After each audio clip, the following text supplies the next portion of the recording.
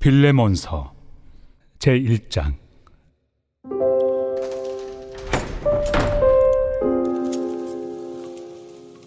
그리스도 예수를 위하여 갇힌 자 된 바울과 및 형제 디모데는 우리의 사랑을 받는 자요 동역자인 빌레몬과 자매 아비아와 우리와 함께 병사된 아키뽀와 내 집에 있는 교회에 편지하노니 하나님 우리 아버지와 주 예수 그리스도로부터 은혜와 평강이 너희에게 있을지어다.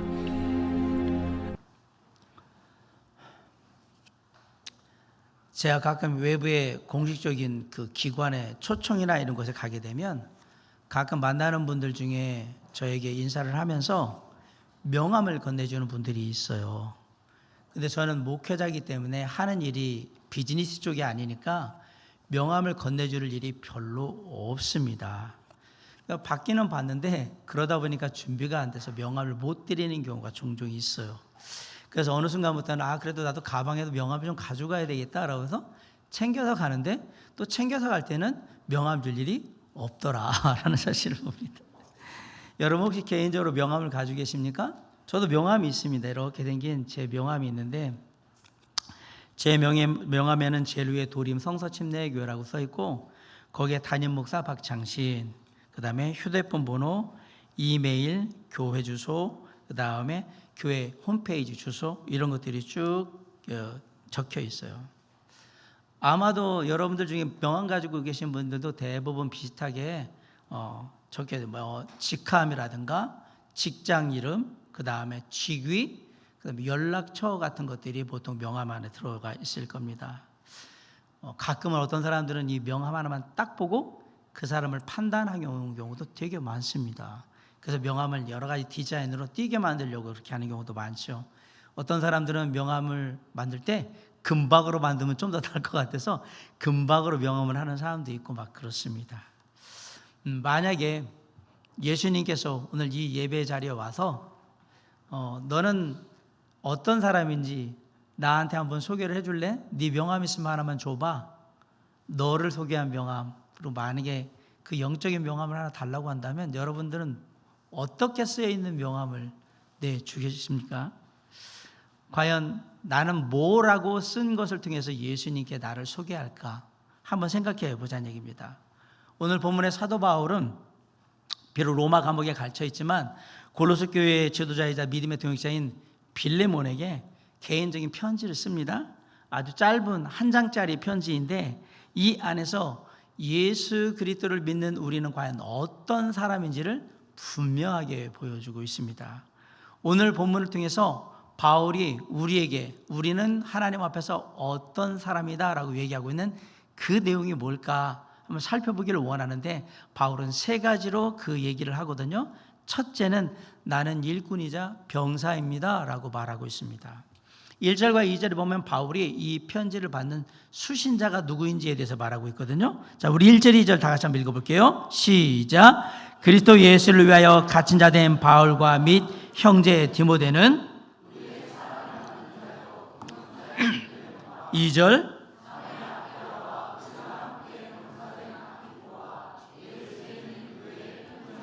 네. 여기서 바울이 빌레몬을 뭐라고 부르고 있냐면 동역자라고, 일꾼이라고 부르고 있습니다. 아키포를 향해서는 함께 병사된 자라고 하는데 동역자라는 말로 번역된 헬라어가 수네르고스라는 말이에요. 같은 목적을 위해서 함께 땀 흘려 열심히 일하는 동업자 혹은 일꾼을 말할 때 수네르고스라고 해요. 빌레몬은 자신의 집을 교회로 내어줄 만큼 하나님의 일에 아주 헌신된 일꾼이었습니다. 또한 아키포라는 사람에게 사용된 병사라는 말은 수스트라티오테스라는 말인데 생사를 함께하는 전우, 군인, 이게 그 말이에요. 병사. 영적 전쟁의 최우선에서 가장 치열한 싸움을 함께하고 있는 사람, 그게 바로 병사인 거예요. 바울은 신앙생활을 단순히 마음의 평안을 얻는 어떤 취미나 소일거리로 생각하고 있지를 않습니다. 하나님의 교회를 세우는 거룩한 노동, 그래서 일꾼이라는 말을 썼고요. 악한 영들과 치열한 영적 전쟁을 하는 거기 때문에 병사라는 말을 썼던 겁니다. 이 말씀은 오늘 우리에게 분명한 교훈을 줍니다. 하나님 앞에선 우리는 영적인 지경을 넓히는 일꾼인 동시에 진리를 사수하는 영적 전쟁을 하고 있는 병사, 군사라는 사실을 우리에게 얘기해 주고 있습니다. 사랑하는 성도 여러분, 가정과 일터에서 믿음을 지키기 위해서 치열하게 살고 계시지 않습니까? 특별히 가정이라는 곳은 나의 본 모습, 밑바닥의 모습까지 다 드러나는 곳이라 우리의 사랑과 인내가 시험받는 곳이에요. 얼마큼 사랑할 수 있고 인내할 수 있는지. 여러분, 믿지 않는 배우자나 믿지 않는 시댁 이런 것들 때문에 문제가 되는 경우, 갈등이 있는 경우가 정말 많을 거예요.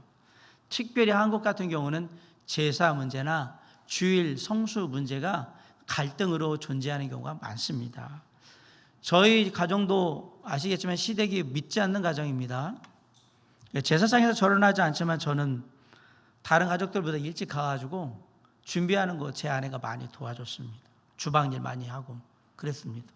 제사인데 뭐하러 가느냐, 목사인데 핑계대고 안 가지? 아니요, 갔습니다.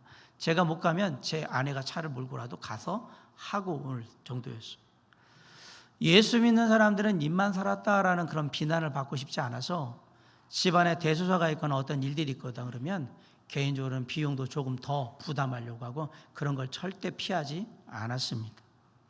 한 가지 좀 못한 게 있다면 부모님께 수시로 좀 전화를 하고 안부도 전해드리고 그랬으면 좋았을 텐데 사실 그러질 못했다는 게 가장 후회가 많이 남습니다. 그렇게 저희가 가정에서의 삶에 어떤 그리스도인다운 태도를 계속해서 보이니까 나중에는 그런 부분에 대해서 저 사람들은 예수 믿는 사람도 저렇게 할 수 있구나라는 것에 대한 믿음을 갖게 되고 그것이 감동이 되고 그리고 가족들을 변화시키는 그런 일들이 된 거예요. 그래서 저희 아버지가 예수 믿게 된 거예요. 부모로서 여러분은 치열한 영적 싸움을 어떻게 하고 계십니까? 입시 경쟁 위주의 치열한 이 무한 경쟁 시대에서 자녀들을 성경적인 자녀로 어떤 가치관을 가지고 키운다, 이게 사실 쉬운 일이 아닙니다. 요즘은 학원 스케줄 때문에 예배도 제대로 못 드리는 경우도 많아요. 그래도 우리가 그리스도인 부모라면 최선을 다해서 이런 부분들이 예배에 부담이 되지 않도록 최선을 다해서 잘 조절을 해야 되겠죠. 아울러 아이가 좀 학교 성적이 떨어지거나 막 그러면 잔소리 내기보다는요, 꼭 기억하셔야 돼요. 이 아이는 하나님이 사랑하시는 자녀이고 하나님께서 이 아이가 할 수 있는 모든 일들에 함께 하신다. 그런 귀한 존재라는 사실을 꼭 잊지 말고 이야기해 주셔야 됩니다. 그리고 하나 더, 공부해서 남 주는 인생이 될 수 있도록, 다른 사람을 돕는 인생이 될 수 있도록 반드시 격려해 주시고 꼭 그 일을 할 수 있도록 힘을 더해 주시기 바랍니다. 때로는 자녀들하고 많이 싸우죠. 그럴 땐 부모의 권위를 내려놓고 관계를 회복할 필요도 있습니다. 우리가 화가 나면 부모이기 때문에 감정적으로 막 잔소리도 하고 막 퍼붓고 막 그러잖아요. 사실 연약함을 보여주는 거죠. 그럴 때는 부모의 체면을 내려놓고 가급적 빨리 자녀들에게 가서 무릎을 맞대고 서로 이야기하는 가운데 사과해야 합니다. 예수 믿는 사람으로서 감정을 잘 조절하지 못해서 하지 말아야 될 말을 했으면 그 부분에 대해서 그랬다라고 고백하고 용서를 구해야 합니다. 그래야 가정의 영적인 지경이 조금씩 넓어지는 일꾼으로서의 역할을 제대로 하고 있는 겁니다. 직장에서는 영적인 전투를 하는 병사로서의 삶을 치열하게 사셔야 합니다. 직장이라는 것은 세속적인 가치관과 비즈니스 논리가 지배하는 곳이기 때문에 어떻게 보면 가장 강하게 영적으로 부딪히는 최전선이 직장이 아닐까, 일터가 아닐까 생각을 해요. 여러분, 웬만한 직장에 가면요, 관행적으로 다 탈세를 다 합니다. 그리고 허위로 문서 작성해가지고 빼돌리려고 하고 다 그렇게 합니다. 내가 만약에 그런 일들을 맡고 있다면 그 부당한 지시를 사실 거부해야 되는데 무조건 반발하고 그렇게 할 수 있는 문제는 아닌 것 같아요. 바꿔 얘기하면 회사가 그렇게만 할 수밖에 없다면 그렇게 하지 않고 합법적으로 하는 가운데서 최소한으로 어떤 피해를 줄일 수 있는 방법이 뭘까를 고민해서 제안을 해주는 게 그리스도인 직장인의 모습이에요. 그럼에도 불구하고 계속 그렇다고 그러면 그만두셔야죠. 제 아내가 제가 전도사 시절에 그 회사에서 회사 자금관리 담당자였어요. 장부 쓰는데 항상 이중장부 썼거든요. 어느 날 딱 얘기했어요. 저는 전도사 안 하기 때문에 절대 더 이상 못하겠습니다. 그래서 그 회사 그만뒀어요. 그만둘 때 서울의 선릉 강남에 있었는데 그 회사에서 차 줄 테니까 차 가지고 다니고 10시까지 출근하라고 그리고 다니라고 했는데 아니요 못하겠습니다. 그래서 놓고 나왔어요. 저는 그리스도인으로서 때로는 그런 용기가 필요하다라고 생각을 합니다. 때로는 2차 3차 이어지는 음주 문화와 유무이제 회식 문화를 거부할 수도 있어야 되는데 단순히 그냥 나 교회 다녀서 술 안 마셔요 이런 식으로 거부하시면 안 됩니다. 진짜 단순 무식하게 하는 거예요. 그렇게 하지 마시고 정말 그런 얘기를 하려고 한다면 내가 평소에 그곳에서 직장에서 내게 맡겨진 업무를 진짜 성실하게 잘 감당하고 능력도 괜찮은 사람으로 인정받은 다음에 그 얘기를 해야 되는 거예요. 그리고 마찬가지예요. 회식 자리에서 여러분 내가 술 마셔야 한다고 난 집에 갑니다 이렇게 하시면 안 되죠. 술 안 마시면 그 자리에 그냥 앉아 계시면 돼요. 끝까지 남아서 선배들이나 상사들이 하는 얘기를 귀담아 다 듣고 거기서 콜라를 마시든지 사이다를 마시든지 물을 마시든지 그러시면 됩니다. 충분히 할 수 있습니다. 그리고 나서 뭐 해주시면 되는지 알아요? 다 끝나고 제가 대리운전하겠습니다. 그리고 딱 하면 돼요. 절대 상사들이나 위에 사람들이 이 사람 오지 말게 하려고 얘기 안 합니다. 아울러서 다음날 아침에 딱 출근하면 어저께 회식한 멤버들 딱 보고 숙취 해소제 같은 거 음료수 딱 가지고 와서 책상에 딱 하나씩 다 갖다 놓으란 말이에요. 저는 그게 직장에서 그리스도인으로서 우리의 신앙의 정체성을 보여주는 아주 좋은 본보기라고 생각합니다. 그렇게 하면 얘가 시식자리에 와서 술 안 마신다고 해서 너 가라는 얘기 절대 안 합니다. 왜? 개인적으로 이 사람들한테는 자기가 도움이 되거든요. 대리운전비만 굳어도 얼만데 이거 절대로 안 보내요. 그게 그리스도인으로서 우리가 해야 되는 모습이라고 저는 생각을 해요. 만약에 여러분이 사업주나 소상공인으로서 여러분들이 어떤 하청업체를 거느리거나 아르바이트생을 두고 있다면 여기도 기독교적인 우리 신앙적인 가정으로 영적인 일꾼이나 병사의 모습으로 이런 부분에는 해결할 필요가 있어요. 원자재 가격이 올랐다. 그럼 하청업체의 원가, 단가를 올려주셔야죠. 후려치는 게 아니라 그게 그리스도인인 거예요. 아울러서 명절에 거리사 직원들이 열심히 해줬으면 그 부분에 작은 선물에서 한 해 동안 도와줘서 고맙습니다 라고 인사하는 건 당연한 거예요. 아르바이트생을 두고 있습니까? 그들에게 주휴수당과 그 다음에 퇴직금 같은 거 법적인 기도보다 훨씬 후하게 주셔야 되는 겁니다. 그게 그리스도인인 겁니다. 그리고 아르바이트생들이 뭐 일을 잘못해서 실수했다 그러면 인격적인 모독을 그런 말을 막 주인이라고 내뱉을 게 아니고 일을 다시 가르쳐주고 타이르면서 조심하라고 그렇게 주의를 주는 쪽으로 해서 하나님의 나라를 이루어가는 영적인 일꾼이자 병사가 되어야 합니다. 가정과 직장에서의 우리의 싸움은 치열한 겁니다. 그 속에서 우리는 하나님의 일꾼이자 하나님의 병사로서의 우리의 정체성을 분명하게 드러내야 합니다. 그럴 때 우리가 있는 가정과 직장에서 우리의 영적인 지경이 넓어지면서 한 사람 두 사람 예수 그리스도에 대해 관심을 갖고 그들이 주님 앞에 나오게 되는 저는 그런 일들을 하는 우리는 일꾼이 되는 것이고요. 그러면서 하나님의 말씀의 진리를 온전히 수호하는 병사의 역할을 잘 감당하게 되는 겁니다.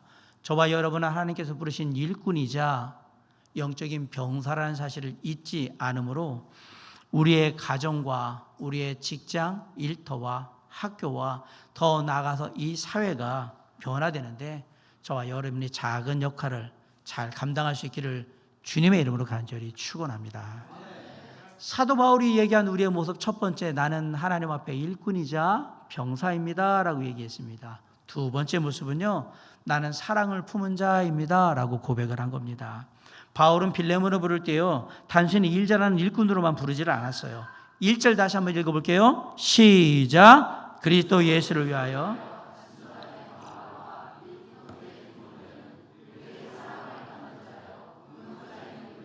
왜? 빌레몬을 뭐라고 그러냐면 우리의 사랑을 받는 자라고 했어요. 사랑을 받는 자라는 말이 헬라어로 번역될 때 아가페토스라는 말이거든요. 아가페, 많이 들어봤는데 하나님의 무조건적인 사랑이 아가페예요. 쉽게 말하면 하나님의 무조건적인 사랑을 입은 자, 경험한 사람, 아가페토스, 이게 사랑을 받은 자라는 얘기예요. 바울과 빌레몬은 관계에서 공식적으로 뭐 비즈니스 처리하는 그런 관계가 아닌 거예요. 예수 그리스도의 십자가의 그 사랑으로 끈끈하게 묶인 가족과 같은 관계인 겁니다. 사랑을 받는 자. 이어서 2절에서 빌레몬의 아내로 추정되는 아비아라는 사람을 향해서 자매 아비아라고 부릅니다. 2절 한번 읽어볼게요. 시작. 자매 아비아와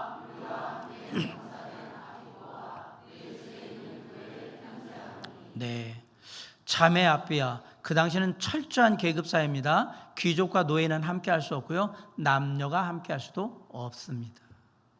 남자와 여자는 같지 않아요. 근데 바울이 복음 안에서 그들을 향해서 뭐라고 얘기합니다? 사랑을 받는 자라고 얘기하거나 자매라고 얘기하면서 우리는 사랑의 공동체입니다라는 얘기를 계속하고 있는 거예요. 이게 우리에게 주는 교훈은 분명합니다. 우리가 일꾼으로, 하나님의 일꾼으로 병서로 치열하게 이 땅의 삶을 살아가다 보면 자칫 우리의 마음이 딱딱해지거나 메마르기 십상인 거예요. 왜냐하면 영적인 분별력을 가지고 막 싸워야 되니까 항상 뭐가 옳은지 뭐가 그른지만 따질 가능성이 높단 말이에요. 그런 우리에게 꼭 필요한 게 뭐냐? 사랑을 품은 자인 거예요. 그리스도의 사랑을 담고 있는 사람, 그 마음이 필요하다라는 얘기입니다. 여러분, 요즘 만나는 주변 사람들을 여러분은 어떤 눈으로 바라보십니까? 이 사람, 나하고 내가 이 사람 만나면 나한테 도움이 될래나? 라는 생각을 하거나, 어떤 사람은 딱 만났는데 진짜 짜증난다, 저런 인간하고 내가 같이 해야 돼? 어떤 내가 함께하지 못할 적이나 원수나 안 좋은 사람으로 그렇게 바라보고 계십니까? 어느 쪽이 됐든 우리가 그런 식으로 내게 이득이 되는 사람인지 해가 되는 사람인지 이런 식으로 바라보고 있다면 우리의 마음 가운데 가장 먼저 회복되어야 될 게 하나님의 사랑의 마음이 회복되어야 합니다. 아프리카 오지에서 오랜 동안 선교를 했던 두 분의 선교사님이 있었어요. 한 분은 아주 사업적 수완이 뛰어나가지고 돈도 많이 모금을 해가지고 우물도 파주고 학교도 줘주고 막 이렇게 하면서 아주 큰 일을 많이 했어요. 근데 항상 생각했어요. 이 원주민들은 내가 아니면 안 된다, 내 말을 들어야 된다. 그래서 늘 가르치려고 했고 통제하려고 했습니다.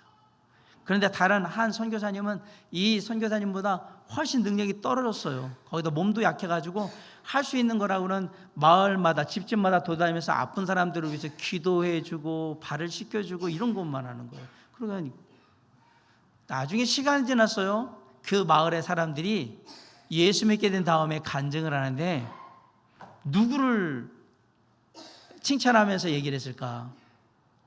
놀랍게도 날마다 집집마다 돌아다니면서 사람들의 아픈 것을 위해서 병 위해서 기도해주고 발 씻어준 이 사람을 보면서, 이 선교사님을 보면서 뭐라고 했냐면 우리는 그분을 통해 비로소 하나님의 얼굴을 보았습니다 라고 했어요. 그럼 뭐가 더 중요하냐? 하나님의 사랑을 품은 마음이 훨씬 더 중요하다 얘기입니다. 우리는 내 힘으로 누군가를 사랑할 수 없습니다. 여러분이 누군가를 사랑한다는 건 여러분 힘으로 되는 게 아닙니다. 저는 인간적인 사랑을 얘기하는 게 아니에요. 다음이 없는 사랑을 하려면 그건 우리가 할 수 있는 게 아니에요. 그것은 반드시 나를 사랑하시고 나를 조건 없이 받아주신 우리 주님의 사랑이 우리 안에 있을 때만 그것이 가능하다라는 얘기입니다. 사랑하는 성도 여러분, 사랑을 품은 자의 시선으로 주변 사람들을 한번 바라보시면 어떨까 제안을 드립니다. 쉽지 않아요. 나 힘들게 하는 사람들이 곳곳에 있거든요. 집에도 있고 직장에도 있고. 그럴 때 그 사람들을, 나를 힘들게 하는 사람, 나한테 가해자나 원수 같은 사람이 아니라 사랑이 결핍된 아픈 사람이라고 생각하고 한번 바라보시면 어떨까 생각해 봅니다. 직장에 갔는데 매사에 신경질적이고 그냥 직원들만 보면 그냥 계속 막 폭언을 내뱉는 그러한 상사, 부서장이 있다면 증오하고 짜증내기보다는 저분도 하나님 보시기에 긍휼이 필요한 사람이겠구나, 조금은 좀 여유롭게 바라봐 주시면 어떨까요? 그리고 한 가지 더 부탁드리면, 그런 사람을 위해서는 매일 아침 출근길에 뭐 해야 돼요? 그 사람을 위해서 조용히 기도하셔야 합니다. 주님, 주께서 그 마음을 살피셔서 은혜를 베푸시고 함께 할 수 있도록 도와달라고 그렇게 하셔야 합니다.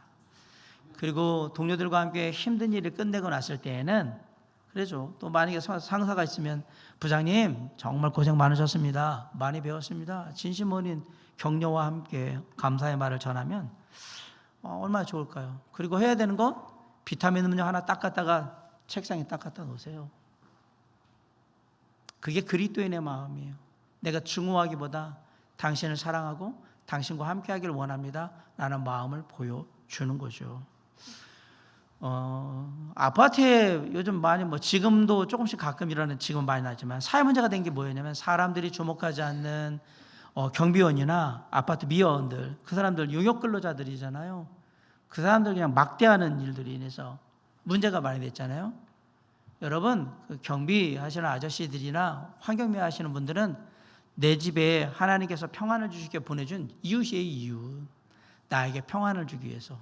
그렇게 생각해 보십시오. 그럼 어떻게 해야 되느냐? 어린 자녀들과 나갈 때 우리 경비하는 아저씨나 청소하시는 환경미화원들을 바라보면 아이들한테 어떻게 가르쳐야 돼요? 감사합니다 라고 인사하도록 가르쳐야죠. 그게 그리스도인 부모가 해야 되는 일들이에요. 너는 저런 사람같이 살지 말아라, 이런 정신 나간 부모가 되면 안 된단 말이에요. 이게 사랑을 품은 자의 마음인 거예요. 거기다 좀 더 하면 아이들한테 가서 요즘같이 이렇게 가마솥더위가 막 심해지면 가서 얼린 생수 하나 갖다 드리거나 아니면 아이스 아메리카노 한 잔 갖다가 아저씨 갖다 드려, 그러고 갖다 드리면서 수고하세요. 이게 그리스도인다운 사랑을 품은 마음을 잡은 자의 모습입니다. 특별히 그런 거 안 할지라도요, 만날 때마다 수고 많으십니다, 감사합니다 인사만 드려도 저는 충분히 하나님의 사랑을 품은 자의 모습이라고 생각합니다. 가정에서도 마찬가지예요. 중고등학교 자녀들 보면 부모님들 계시죠? 요즘 이제 되면 이제 사춘기 들어가면 대화를 거부하고 문을 걸어 잠그고 거친 행동으로 말을 하면서 막 그런 자녀들이 있습니다. 매일매일이 그렇게 부딪히면 진짜 전쟁터가 따로 없죠. 그러면 이제 뭐가 되냐면 잔소리를 하거나 훈계를 자꾸 하게 되는데 그래봤자 감정의 골만 더욱더 깊어질 뿐입니다. 이 아이를 내 자존심을 세워줄 도구로 생각하시면 계속해서 부딪힐 겁니다. 이 아이는 하나님이 내게 허락해 주는데 앞으로 세상의 거친 풍파를 헤쳐나가는 그러한 일을 아직 다 준비하지 못해서 아직 방황하고 고민하는 그런 하나님의 사랑을 품은 자라고 생각하고 바라보시기 바랍니다. 그러면 자연스럽게 지적질이 끊길 거예요. 얘 하나님의 사랑이 필요한 아이야. 그리고 그 하나님의 사랑이 필요해. 그러면 지적을 안 하게 될 거고, 혹여라도 늦게 들어오면 왜 싸돌아 다니다가 늦게 들어왔냐 이런 얘기하는 게 아니라, 아이고 무사히 늦게 들어와서 고마워, 배고프지? 뭐 먹고 싶은 거 없냐라고 얘기하겠죠. 그리고 아이가 먹고 싶어하는 간식을 하든지 그렇게 하겠죠. 그렇게 아이가 잠들고 나면 그 잠든 밤 문 앞에 서서 그 문에 손을 대고 기도하셔야 하는 겁니다. 하나님, 제 감정대로 이 아이를 다루는 게 아니라 하나님의 사랑으로 이 아이를 품고 하나님께서 이끄는 대로 이 아이가 이루어져 갈 수 있도록 사용해 달라고 그렇게 기도하셔야 돼요. 자녀는 사랑을 품고 기도하는 것밖에는 답이 없습니다. 이게 일터와 가정에서 하나님의 마음, 하나님의 사랑을 품은 자의 삶의 모습입니다. 그래야 사람이 바뀌는 거예요. 우리가 하나님의 사랑으로 그들에게 나아갈 때 그들의 삶이 바뀌게 되는 거예요. 사랑하는 성도 여러분, 사도 바울은 우리가 하나님의 사랑을 품은 자라는 사실을 잊지 말라고 얘기하고 있습니다. 하나님의 사랑을 품은 자답게 이 땅에 세워졌음을 잊지 말고 가정과 일터와 학교와 더 나아가서 우리의 삶 속에 하나님의 사랑을 가지고 함께 하는데 최선을 다함으로 삶을 변화시키는 저와 여러분이 될 수 있기를 주님의 이름으로 간절히 축원합니다. 두 번째가 하나님의 사랑을 품은 자라고 했습니다. 마지막 세 번째, 바울이 얘기한 하나님 앞에 우리의 모습, 나는 예수를 위해 갇힌 자다라는 얘기입니다. 1절에서 바울은 자신을 그리스도 예수를 위하여 갇힌 자라고 소개하고 있습니다. 1절 다시 한번 읽어볼게요. 시작. 그리스도 예수를 위하여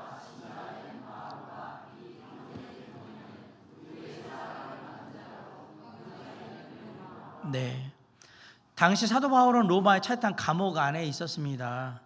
세상의 눈으로 보면 로마의 법으로긴 죄수이고 그리고 실패자예요. 감옥에 갔잖아요. 아무것도 못하잖아요. 그런데 바울은 자신을 로마 감옥에 갇힌 죄수라고 소개하지 않습니다. 뭐라고 하냐면 그리스도 예수를 위하여 갇힌 자라고 분명히 고백하고 있습니다. 여기서 갇혔다라는 말 데스미오스, 이거는 쇠사슬에 묶였다 이 뜻입니다. 나 지금 예수 그리스도를 위해서 쇠사슬에 묶여 있다. 바울이 그렇게 얘기한 거예요. 바울은 로마 황제의 권력 때문에 내가 지금 감옥에 와서 쇠사슬에 묶여 있는 것이 아니고 예수 그리스도의 주권과 그분이 맡기신 그 일을 위해서 내가 기꺼이 이 감옥에 묶이는 것, 매이는 것, 갇히는 것을 내가 선택했다라고 얘기하는 거예요. 비록 몸은 감옥에 갇혀서 자유롭지 못하지만 영적으로는 예수 그리스도께 철저히 붙들림 받은 가장 자유로운 상태에 있는 거예요. 그리고 3절에서 감옥에 갇혀 있는 주제에 감옥 밖에 있는 사람들에게, 자유롭게 살고 있는 사람들한테 오히려 축복을 전합니다. 우리 3절 한번 있습니다. 시작. 하나님 우리 아버지와 웃음밖에 안 나옵니다. 누가 누구에게 은혜와 평강을 전합니까? 이게 지금 주인과 손님, 주객이 전도된 느낌 아닙니까? 바깥에 있는 자유로운 사람들이 바울한테 갇혀 있는 사람한테 은혜와 평강을 빌면 못 하겠는데, 놀랍게도 감옥에 갇힌 사람이 감옥 밖에서 자유롭게 돌아다니는 사람들한테 뭐라 그러냐면 하나님의 은혜와 평강이 너에게 충만하기를 기도한다. 그러면 네 주제나 아세요. 뭘 누구한테 평강을 이루? 아니에요. 바울은 지금 그렇게 하나님의 은혜와 평강을 풍성하게 누리고 있었던 거예요. 그게 예수 그리스도께 붙들린 바, 매인바된 사람들의 당당함입니다. 그 어떤 상황 속에서도 우리는 주님의 은혜와 평강이 넘치는 거예요. 사랑하는 성도 여러분, 여러분은 무엇을 위해서, 무엇에 매여서 살고 계십니까? 많은 사람이 돈에 매여 살죠. 돈은 뭐니 해도 머니가 최고니까 돈에 매여서. 어떤 사람들은 자녀의 성공에 목을 메고 삽니다. 자녀의 잘됨이 곧 나의 잘됨이라고 생각하는 그러한 생각들 때문에. 어떤 사람들은 다른 사람들이 나를 어떻게 말하는 거에 그냥 아주 모든 신경을 곤두세웁니다. 거기다가 어떤 사람들은 나를 어떻게 인정해 주는지에 그냥 인정에 메말라가지고 사랑받고 인정받으려고 막 그렇게 삽니다. 이렇게 세상에 매여 살면 늘 불안하고 늘 걱정, 염려가 많을 수밖에 없어요. 이유가 뭐냐고요? 당신이 지금 세상에서 붙들고 있는 게 불완전하고 그리고 그게 예측 불가능한 거라 그래요. 쉽게 말하면 돈, 평생에 돈이 있을 것 같습니까? 돈은 있다가도 없고 없다가도 있는 거 언제 어떻게 생길지를 몰라요. 돈 많다고요? 그거 없어지는 거 한순간입니다. 한번 생각을 해보세요. 자녀? 세상에 자녀가 자기 마음대로 다 되는 부모가 세상에 어디 있습니까? 여기 손 들어보세요. 나는 내 자녀는 내가 생각한 대로 아주 그대로 100%다 됐다. 손 들어보세요. 없어요. 안 돼요 이게. 우리가 주님 앞에 그렇게 기도해도 그게 쉽지 않은 일이에요. 그게 자녀의 마음을 우리가 알 수가 없잖아요. 내 마음은 내가 아는데 자녀는 내 마음을 알아요? 모르지. 그러니까 안 된단 말이에요. 그런 기대는 아예 버리라고 말씀드리고 싶어요. 거기다 사람들이 어떻게 바라보는지, 떡 하나 주면 좋다고 얘기할 거고요, 떡 하나 뺏으면 아주 세상에 나쁜 놈이라고 얘기할 겁니다. 사람들의 평판은 그때그때 자기들의 입장에 따라 막 바뀌는 겁니다. 그런 거에 신경 쓰지 마세요. 인정받으려고요? 인정받으면 얼마나 인정받을 건데요. 나 인정해 주는 사람 죽으면 그 다음에 또 누구한테 인정을 갈구할 건데. 그러니까 사람을 계속 바꾸는 거잖아요. 요 사람이 인정해 주면 여기 갔다가, 나 버리면 또 저기 가서 인정받으면 저기 갔다가. 그런 불안하고 염려와 걱정이 많은 일을 왜 하냔 말이에요. 아무 쓸데없는 일을. 사랑하는 성도 여러분, 예수의 매인 자는 그렇게 살지 않습니다. 복음을 위해서, 주님의 영광을 위해서 예수 그리스도의 매인 자들은 내 삶을 기꺼이 그냥 제한하는 거예요. 나는 주님을 위해서 내 삶의 모든 것을 딱 맞추겠다, 이렇게 생각하는 거예요. 어느 집에 관상용 카나리아 새 한 마리가 있었어요. 아주 화려한 새장 안에 딱 들어가 있는데 시간이 되면 주인이 와서 모이를 딱 줍니다. 먹고 그 안에서 좋다고 막 노래를 부릅니다. 안전하고 평안하고 행복해 보입니까? 근데 그 새장 주위를 맨날 돌아다니는 고양이 한 마리가 있었어요. 얘는 왜 돌아다닐까요? 문만 열려봐라, 너는 내 밥이다 라고 생각하는, 이 새장의 문이 열리는 그 순간 얘는 죽음이에요. 반면에 다쳐서 동물원 새 우리에 갇힌 독수리 한 마리가 있어요. 독수리는 비록 새 우리가 좁죠. 창공을 하려는 독수리가 다쳐가지고 여기 들어와 있으니까. 근데 독수리는 항상 하늘을 바라봅니다. 몸은 비록 지금 다쳐서 여기에 갇혀 있지만 마음은 어디에 가 있는 거예요? 창공에 가 있잖아요. 나는 하늘의 지배자인 거예요. 문이 열리는 그 순간 독수리는 뭘 할까요? 날아오릅니다. 세상의 메인 사람들은 겉보기에는 되게 화려하고 편안하고 좋은 것 같지만 실상은 고양이 밥으로 늘 그 불안한 관상용 카나리아 새 한 마리에 불과합니다. 예수께 메인 사람들은 갇혀있는 듯 하나 이 창공을 날아갈 독수리와 똑같은 겁니다. 바울이 그런 거예요. 로마 감옥에 갇혔는데 그의 영혼은 하나님의 나라를 이루겠다는 그러한 소망 가운데서 마음껏 날아오르고 있는 영적인 독수리인 거예요. 나는 예수께 갇힌 자로다. 그런데 독수리예요. 그래서 예수 그리스도를 위해서 기꺼이 손해를 감수하고 예수 그리스도를 위해서 기꺼이 자존심을 내려놓고 주님의 뜻대로 살기 위해서 내 자유를 절제하는 거예요. 그게 바로 예수를 위해 갇힌 자의 삶입니다. 가정과 직장이라는 구체적인 삶의 현장에서 우리는 어떻게 예수를 위해서 갇힌 자의 삶을 살 수 있을까? 그냥 자존심 매 순간 내려놓으면 됩니다. 그 알량한 자존심만 내려놓으면 얼마든지 예수를 위해 갇힌 자의 삶을 살 수 있습니다. 그 자존심이 문제인 거예요. 자존심. 앞에도 한번 말씀드렸지만 가정이라는 게 내 삶의 밑바닥까지 다 본 모습을 다 드러내는 곳이에요. 그래서 가정에서는 자존심을 내려놓기가 쉽지가 않아요. 가정이라는 것. 남들이 뭐라고 해도 가정에서는 날 인정해줘야 되는데 그럼 자존심이 세워졌기 때문에 계속 부딪히는 거예요.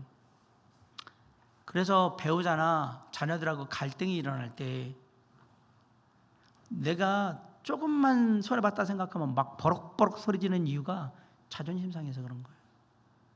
그런데 예수 그리스도를 위해서 갇힌 자 된 사람들은 내가 잘못한 것이 적어도 잘 모르겠어도 먼저 내가 미안해 라고 얘기하는 겁니다. 그게 예수 그리스도께 갇힌 자의 삶인 거예요. 가정에서의 모습입니다. 피곤하고 지쳐가지고 집에 들어왔는데 짜증스럽게 합니다. 왜 이렇게 짜증스럽게 하냐고. 웬 집안에만 들어오면 맨날 이 모양이냐고 막 뭐라고 하고 싶은 마음이 있지요. 그때 예수께 갇힌 사람들은 성령의 은혜를 구하는 거예요. 그리고 내가 말하고 행동하는 걸 절제하려고 노력하는 거예요. 그리고 온유함으로 가족들을 대하는 겁니다.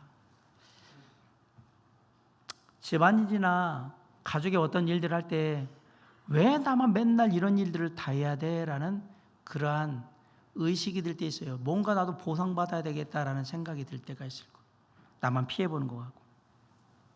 그럴 때는 그 어떤 것도 바라지 않고 묵묵히 제자들의 발을 씻기셨던 예수 그리스도의 섬김과 그 은혜를 기억하시기 바랍니다. 그게 예수를 위해 갇힌 자의 삶의 모습입니다. 직장에서도 마찬가지예요. 가정과 다르지 않아요. 직장은 나의 생존과 성공에 걸려있는 곳입니다. 주님 뜻대로 살기 위해서는 진짜 자존심도 내려놓는 용기가 필요한 곳입니다. 용기가 필요해요. 용기가. 때로는 그냥 성과 올리라고 그냥 거짓말하라고 그러고 편법 쓰라고 하고 막 허위로 뭐 하려고 하고 그런 유혹들이 막 오면 사실 쉽지 않아요. 그러나 아까도 말씀드리면 그런 부분에 대해서 우리가 함께 할 수는 없는 부분들이 많잖아요. 공동체 프로젝트 같은 거 이룰 때에는 내가 아니라 동료들의 수고와 그 헌신을 먼저 취하해야 하는 겁니다. 때로는 사람들이 하기 싫어서 꺼리는 그러한 까다로운 업무나 일처리, 그거 그냥 내가 굳은 일 맡는다 생각하고 주님께 하듯이 그렇게 맡아서 처리할 필요도 있습니다. 직장에서 부당한 대우를 받았고 모함을 받았습니까? 우리는 똑같이 험담을 하거나 복수하지 않습니다. 그게 예수께 갇힌 자, 그 사람들의 모습인 거예요. 그런데 이게 내 의지와 노력으로 되느냐? 안 됩니다. 자존심은 내가 의지적으로 한다고 내려놓을 수 있는 게 아닙니다. 노력한다고 되는 문제가 아닙니다. 그럼 어떻게 내려놓을 수 있느냐? 세상의 가족들과 사람들은 몰라도 나의 희생과 배려를 은밀한 중에 보시는 우리 주님은 다 알고 계시고 주님에 대해 반드시 갚아 주시라는 확실한 믿음이 있을 때 우리가 이거 내려놓는 거예요. 이게 하늘의 상급이 될 것이야. 반드시 주님이 그렇게 해주실 거예요. 아울러서 나 같은 죄인을 살리시기 위해서 하늘의 보좌를 버리시고 이 땅에 오셔서 나의 죄를 대신 지시고 십자가에 달려 죽으신 예수 그리스도의 깊은 사랑을 경험할 때 우린 자존심 내려놓을 수 있는 거예요. 주님도 이러셨는데 내가 왜 못하리? 그리고 내려놓을 수 있는 거예요. 이 두 가지가 있어야 되는 거예요. 사랑하는 성도 여러분, 여전히 우리의 삶과 환경은 답답합니다. 억울합니다. 짜증스럽습니다. 때로는 진짜 어쩔 바 모르게 나를 분노하게 만듭니다. 그럼에도 불구하고 나는 예수 그리스도를 위해 갇힌 자라는 사실을 잊으시면 안 됩니다. 내가 예수 그리스도를 위해서 스스로 갇힌 자 된 삶을 선택했다라는 사실을 잊지 않으면 내가 있는 그곳에 반드시 하나님의 은혜와 평강이 임하게 될 것입니다. 바울이 지금 그 얘기를 하는 거예요. 사랑하는 성도 여러분, 내가 있는 우리의 가정, 내가 있는 직장 일터, 내가 있는 학교, 내가 있는 이곳이 바로 내가 예수 그리스도를 위해서 갇힌 자의 삶을 사는 현장이라는 사실을 잊지 마시고 오늘도 나는 이곳에서 하나님의 은혜와 평강을 흘려보내는 하나님의 사람으로 살리라는 각오로 최선을 다하는 저와 여러분이 될 수 있기를 주님의 이름으로 간절히 축원합니다. 사랑하는 성도 여러분, 오늘 본문은 우리가 하나님 앞에서 어떤 존재인지에 대해서 우리의 진짜 명함의 내용이 무엇인지 사도 바울이 우리에게 얘기해 주고 있습니다. 우리는 주님의 몸된 교회와 가정, 일터를 세우는 일꾼이자 그곳에서 치열한 영적 싸움을 하고 있는 병사라고 우리에게 말하고 있습니다. 아울러 우리는 십자가의 과분한 사랑을 힘입은 자로서 그 사랑을 또한 세상에 흘려보내는 사랑을 품은 자, 그리스도의 사랑을 담은 자라고 얘기를 하고 있습니다. 또한 우리는 오직 예수 그리스도께만 붙들린 하나님의 사람이라고, 갇힌 자라고 얘기를 하고 있어요. 사랑하는 성도 여러분, 세상이 우리를 어떻게 보든 그것에 신경 쓰지 마세요. 그리고 안 좋게 본다고 해서 그런 부분에 낙심하지 마세요. 여러분, 그들은 불완전해요. 그들을 긍휼히 여기세요. 하나님께서는 그리스도 안에 있는 저와 여러분이 일꾼으로서, 병사로서, 하나님의 사랑을 품은 자로서 하나님을 위해 갇힌 자로 살 때 가장 존귀히 여기게 되실 겁니다. 그리고 그 삶을 높이 들어 사용하게 되실 겁니다. 이번 한 주간 이 세 가지 정책점, 일꾼이자 병사, 그리고 하나님의 사랑을 품은 자, 예수 그리스도를 위해 갇힌 자라는 사실을 우리의 가정과 직장, 일터, 학교, 우리의 삶 속에 잊지 않고 기억함으로 말미암아 우리의 삶을 통해서 하나님의 은혜와 사랑이 가정과 직장과 일터와 삶 가운데 풍성하게 넘쳐날 수 있도록 우리의 맡은 바 역할을 다 감당하는 저와 여러분이 될 수 있기를 주님의 이름으로 간절히 축원합니다. 기도하시겠습니다. 사랑과 높음 사신 아버지 하나님, 이 시간 기도합니다. 우리를 사용하여 주시옵소서. 우리를 통해 변화시켜 주시옵소서. 우리를 통해 하나님의 은혜와 평강이 가정과 일터와 직장과 학교와 삶 속에 넘쳐나도록 도와주시옵소서. 이루어 주실 줄 믿고 맡기며 감사할 때 예수 그리스도 이름으로 간절히 기도를 삼나이다. 아멘.